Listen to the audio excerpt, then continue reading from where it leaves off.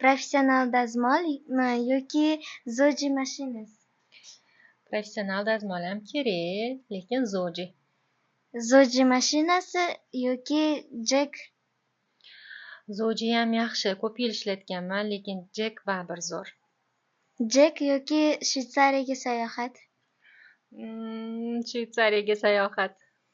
Shvetsariyaga sayohat yoki Parijga sayohat?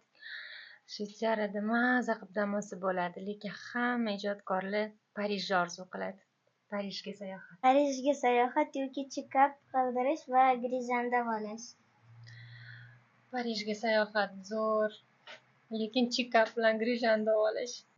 Chekap va grizan davolash yoki bolalaringizni kursiga 1 yillik abonement? Chekap, grijalarni davolash tikuvchilarning eng og'riqli nuqtasi.